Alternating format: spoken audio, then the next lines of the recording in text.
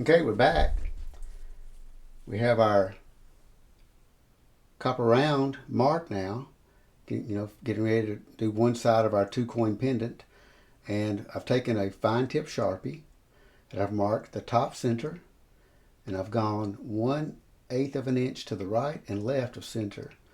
And those are the places, right and left of center, that I have to cut 2 grooves in to hold the jump ring that will be inserted into the 2-coin pendant. Okay? Just had to mark that.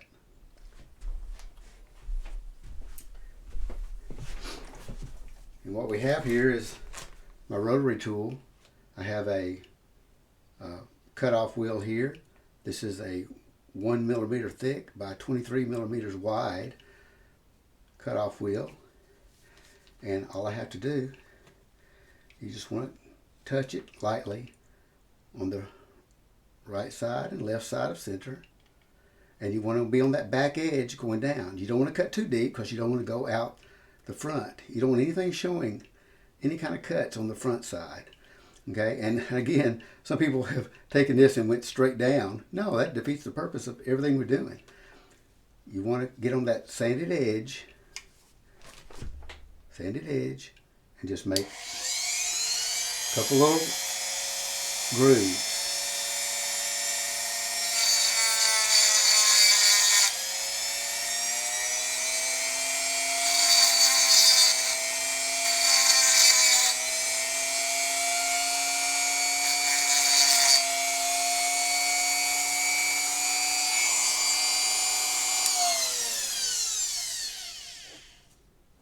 And you have a 10 millimeter jump ring, which is going to fit right into those grooves.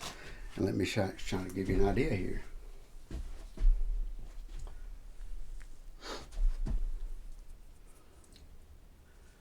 Now we have the 2 grooves,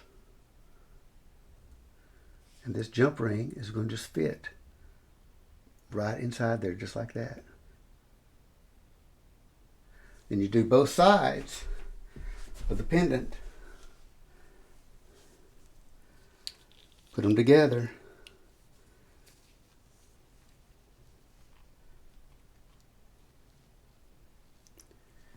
So I give you an even better idea. Put them together here, and you can see there'll be little holes. That's where your jump ring will be sitting inside. I'll have to cut these out just a little deeper, looking at that. But that's the process on cutting the grooves for your 2-coin pendants. Okay, I went ahead and inserted the 10 millimeter jump ring. That's going to be our bail for our 2-coin pendant. And I just want to kind of give you an idea of what it's going to look like when it's inserted. Now, the next thing I'm going to do is actually antique this with LOS. And it's really going to look nice when I finish it up. But I just wanted to show you. Made the grooves, inserted the jump ring, and I'm ready to antique it now. Okay, I just finished taking my 2 copper rounds.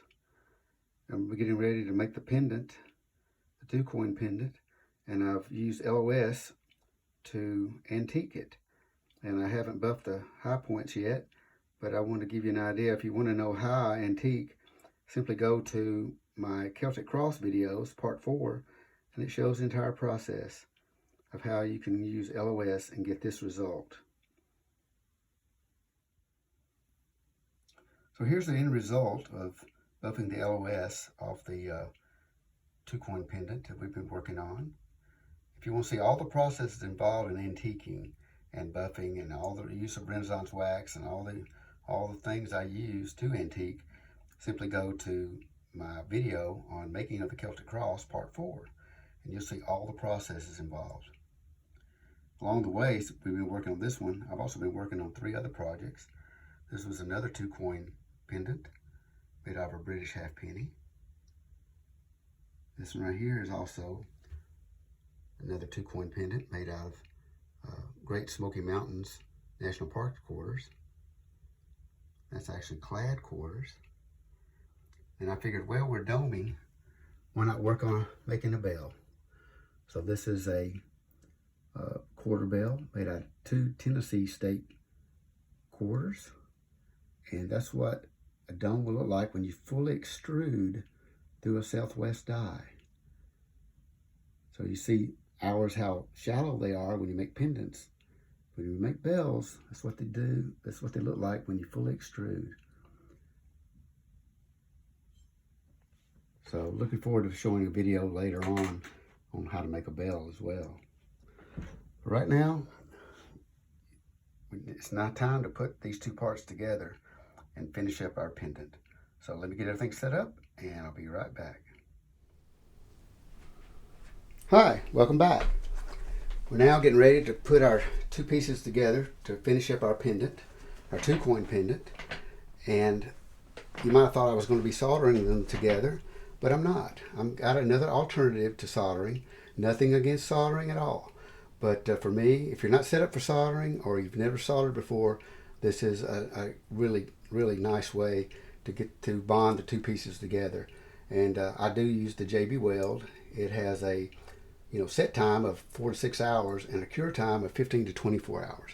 Now people might say, well, that's the drawback. That's too long for me to have to wait around. But I like that. I like the set time because if I have made a mistake, I have time, even hours from now, to go back and correct it and make adjustments to my pendants. And I use them a lot for coin bells. And I just want to show you this before I finish up here. But this is a Kennedy, 2 Kennedy halves that I've used JB Weld on. And people say, oh, but JB Weld affects the sound. No, that's nice ring to it there. Okay. Here's some British 1 cents and some Irish 1 cents. This is 1 penny here. That's the sound that I've used. Let me get in frame. Here's another one. Go back to this one. I'll be doing a video on bells later. Here's one I just finished. Oh my goodness, it doesn't make a sound. Well, I haven't put a clapper in it yet. But that's going to be another video. I'm going to show how to add a clapper to your bells. But let's go ahead and finish. I've kind of got started here with this JB Weld. It's 1 part steel, 1 part is hardener, and I've already mixed it. You just put in a little dab, equal parts, and you stir it up until you get this gray color. And I use a toothpick to adhere the JB Weld to or place it onto the rounds. And I've already started here with this one. And another thing that I like to do is switch over and use magnifiers. This really, really helps you figure this out. I saw an episode of The Repair Shop on the BBC, and they use 2-part epoxy. And when you're dealing with really hard things to see, use toothpicks. So if I want to put something on, be very delicate with it, I just put a string of it on. Now here are the grooves that we made from the previous videos. We'll go ahead and fill those grooves. There's something else I did here. Before I started any of this, I resanded the reed edge again. Just kind of getting, because I've already antiqued it with LOS, liver sulfur, and I want to make sure that these edges were as clean as possible. Even if you're soldering, you want to make sure that your edges and everything is as clean and as flat and as smooth as you can get them.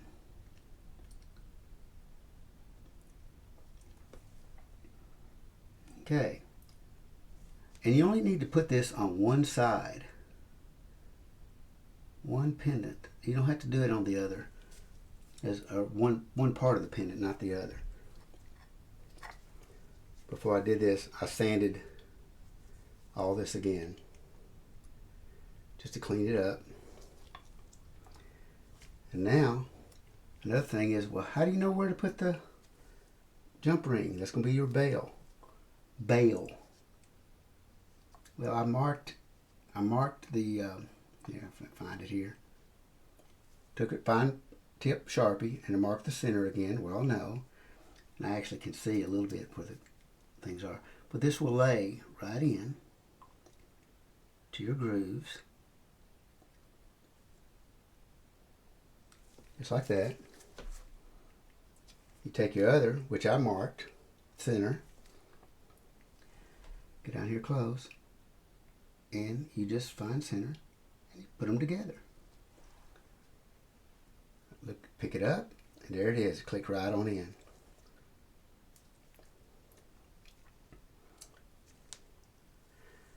So after this, what you do is, got a clamp, it's a plastic clamp.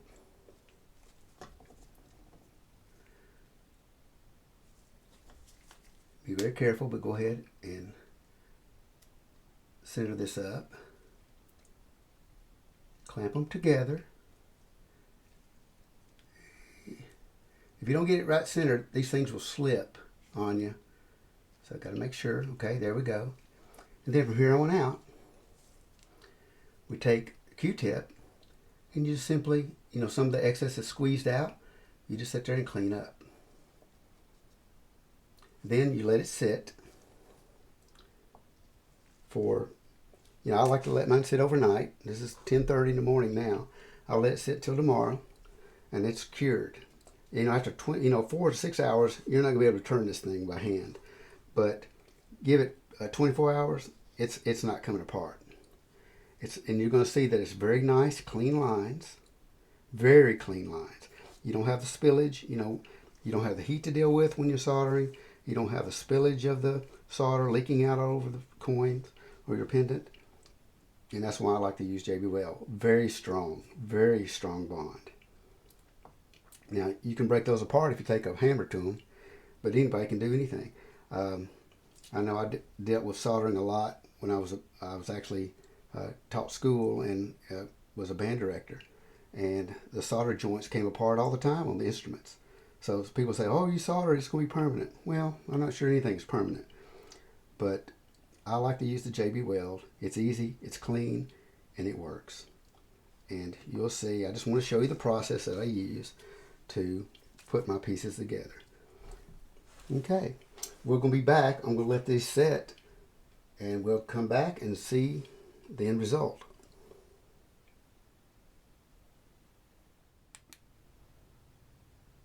Okay, welcome back.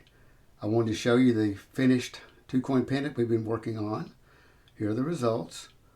Also added a 20-inch suede lace necklace to give it a more rustic look to the piece. And you can also see the others that I've made along the way. As I was working on this one for our video, I have that British halfpenny, and then behind it the Great Smoky Mountains National Parks quarter pendant. Then I have a Florida Everglades 90% silver proof pendant that I made this week. So I do hope you enjoyed the two-coin pendant video. And if you did, please feel free to subscribe, like my videos. I'll leave the links to the supplies I've used in making of this pendant in the description box below. And until next time, this is Jimmy Pascal with JP's Coin Crafts saying so long and keep on ringing.